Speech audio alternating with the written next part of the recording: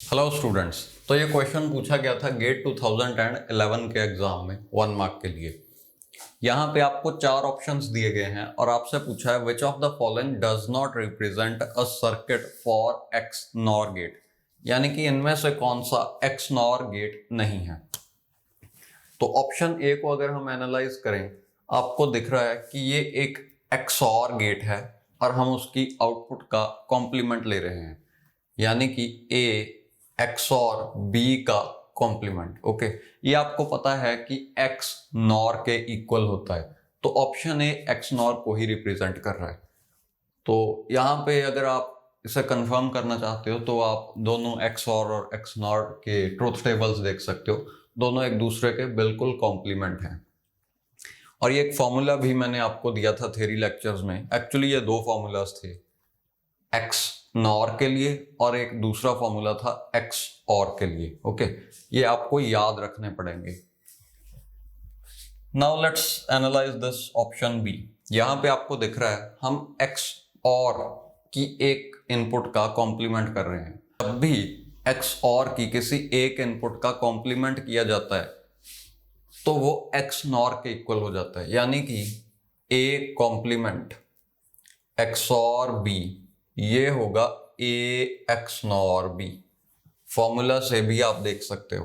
Okay, अब इसके लिए और इस ऑप्शन सी के लिए ऑलरेडी मैं एक 2013 का क्वेश्चन एक्सप्लेन कर चुका हूं, उसमें ये दोनों concepts as it is use हो रहे थे। I'll attach that clip right now. Okay, वो आप देखना and you'll understand these 2 options more clearly.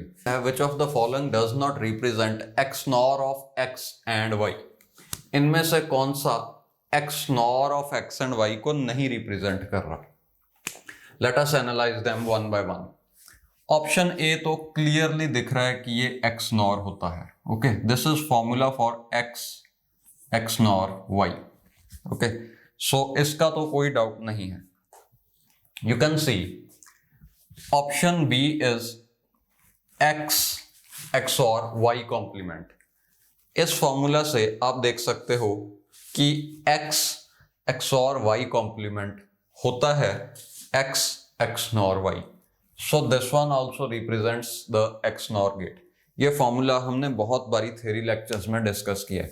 Rather ऐसे 2 फॉर्मूलाज हैं, एक एक्स नॉर वाई के लिए और एक एक्स और वाई के लिए। Okay, you need to memorise both of them.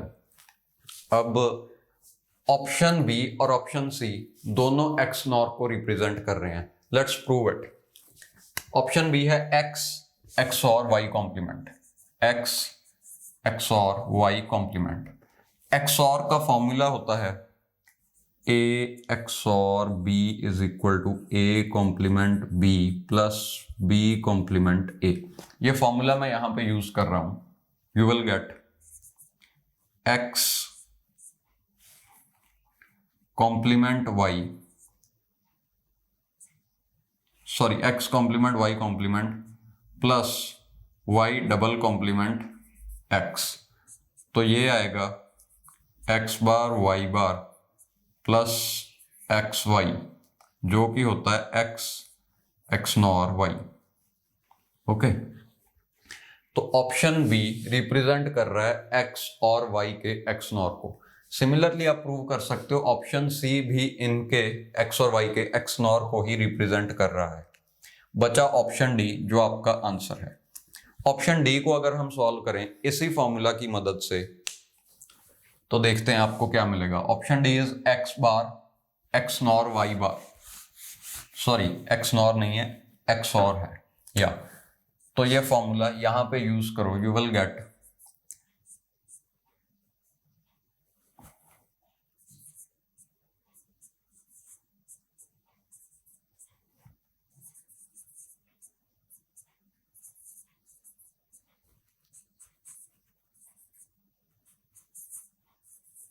तो आपको यहां पे एक्स और वाई का एक्स और ही मिल गया, एक्स और नहीं मिला, यानी कि ये ऑप्शन डी रिप्रेजेंट नहीं कर रहा एक्स और वाई का एक्स नॉर। ओके, तो आपका आंसर है ऑप्शन डी। अब बी और सी को दोबारा से एनालाइज करते हैं एक और मेथड से। देखो यहां पे मैंने ट्रुथ टेबल्स बना रखे हैं ऑप्शन बी और सी को दूसरी तरह एनालाइज करने के लिए। सबसे पहले ट्रुथ टेबल्स की तरफ अगर आप ध्यान दो तो XOR एक ऐसा गेट है जब उसकी दोनों इनपुट्स डिफरेंट हो, वो उस केस में 1 आउटपुट करेगा। और अगर दोनों इनपुट सेम हो, ये दोनों केसेस 0 0 1 1, उस केस में आउटपुट आएगी 0। XNOR बिल्कुल इसका ऑपोजिट है। देखो यहाँ पे सेम इनपुट्स पर आउटपुट 0 थी, यहाँ पे सेम इनपुट्स पर आउटपुट 1 है, और डिफरेंट इनपुट्स पर 0 1 1 0, इन केसेस में आउटपुट है 0।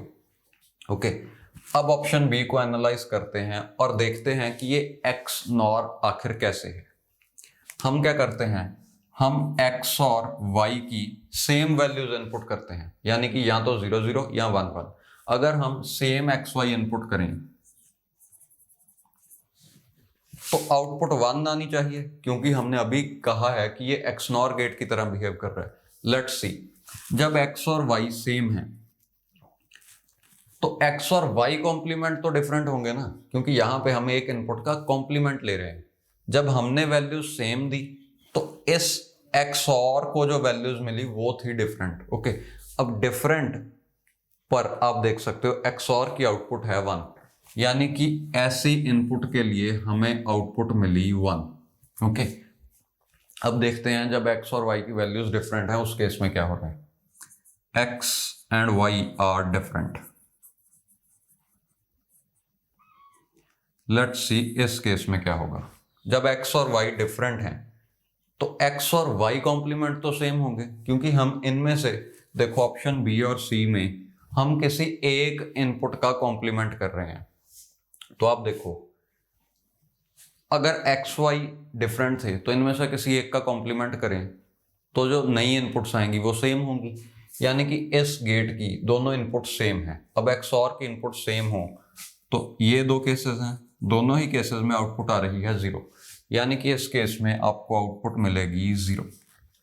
ओके, अब देखो जब सेम है, यानी कि ये जो मैंने रेड में हाईलाइट किए हैं सेम है तो आउटपुट 1 आ रही है। XNOR भी आउटपुट 1 देता है। तो एक प्रॉपर्टी तो XNOR से सिमिलर है, अगर दूसरी प्रॉपर्टी भी XNOR के सिमिलर हो तो हम डिक्लेयर कर सकते हैं कि B एंड C XNOR ही है। X and Y are different, उस केस में आउटपुट है 0। X and Y are different, ये केस और ये केस, उस केस में XNOR की भी आउटपुट 0 है, B और C की आउटपुट भी 0 है, तो दोनों B और C XNOR ही हैं। ओके, X और Y के XNOR। हमने अभी प्रूव किया कि ये तीनों XNOR हैं। बच गया ऑप्शन डी, ये क्या होगा, ये होगा XOR। कैसे होगा XOR, हमने शायद अभी सॉल्व किया था। एनीवेज, इसे भी एनालाइज करते हैं इसी मेथड से। देखो, जब X एंड Y सेम होंगे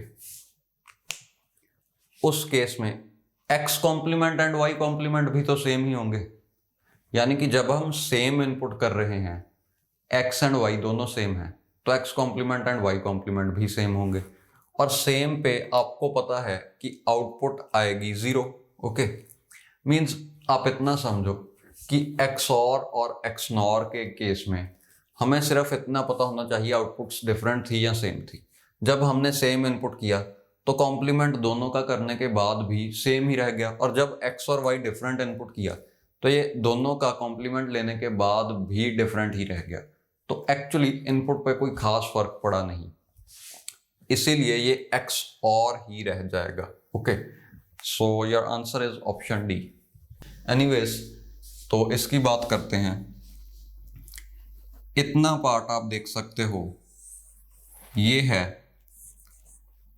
A complement XOR B complement, और ये इक्वल होता है A XOR B के। ओके, तो आप देख सकते हो अगर हम इस इन्वर्टर को भी कंसिडर करें तो जो ओवरऑल आउटपुट आएगी इस सर्किट की वो होगी A XOR B whole complement. Okay, तो ये देख सकते हो आप ऑप्शन ए के बिल्कुल सिमिलर आ रहा है, यानी कि ये भी XNOR को ही रिप्रेजेंट कर रहा है। Now I am attaching that clip, आप वहां से भी इन दोनों के बारे में ज्यादा जान सकते हो। ओके, आई होप आपने ये वीडियो देख ली होगी। Now let's move on to option D. Option D में आप देख सकते हो कि मैंने आपको XOR गेट के कुछ सर्किट्स प्रोवाइड किए थे। ये बिल्कुल वही सर्किट है। तो this one represents XOR gate and not XNOR gate, यानी कि यही आपका आंसर है। But still let's prove it. तो आप देख सकते हो कि ये A है और ये B है, यानी कि इस एंड गेट की पहली इनपुट है A और दूसरी इनपुट है B कॉम्प्लीमेंट। ओके, तो यहां पे ये आउटपुट मिल रही है। इस और गेट को एनालाइज करें तो इसकी एक इनपुट है B कॉम्प्लीमेंट और दूसरी इनपुट है A। ओके, अब हम इसका होल कॉम्प्लीमेंट कर रहे हैं, यानी कि जो इसे ये इनपुट मिल रही है इस इन्वर्टर को, उसका कॉम्प्लीमेंट यहां पे आ जाएगा। That will be A dot B complement whole complement. अब हम परफॉर्म करवा रहे हैं एंड इसका और इसका। Let's do that.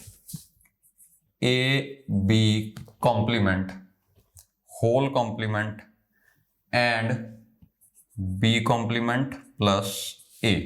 ओके, अब फाइनल आउटपुट जो आ रही है उसमें सिर्फ एक इन्वर्टर बचा है, यानी कि इसे हम एक बारी पूरा कॉम्प्लीमेंट कर देंगे like this. So this is your output. इसे सॉल्व करते हैं तो आप देख सकते हो डी मॉर्गन्स लॉ यहाँ पे एप्लीकेबल है, यानी कि ये साइन चेंज हो जाएगा, इसका बन जाएगा प्लस और ये जो कॉम्प्लीमेंट है ये दोनों साइड्स पे स्प्लिट हो जाएगा ऐसे। ओके, अब आप देख सकते हो इस टर्म के ऊपर डबल कॉम्प्लीमेंट है और डबल कॉम्प्लीमेंट को हम इग्नोर कर सकते हैं। किसी बुलियन वेरिएबल का अगर दो बार कॉम्प्लीमेंट लें तो उसे कोई फर्क नहीं पड़ेगा। वो अगर A है तो A कॉम्प्लीमेंट कॉम्प्लीमेंट A ही रहेगा। Okay, similarly A dot B का double complement A dot B के ही इक्वल होगा। ओके, यहाँ पे फिर से डी मॉर्गन्स लॉ एप्लीकेबल है। So let's do that. You can see इस साइन को हम चेंज कर देंगे, ये साइन बन जाएगा डॉट का, तो प्लस से ये बना डॉट और इस कॉम्प्लीमेंट को हमने दोनों साइड्स पे स्प्लिट कर दिया ऐसे।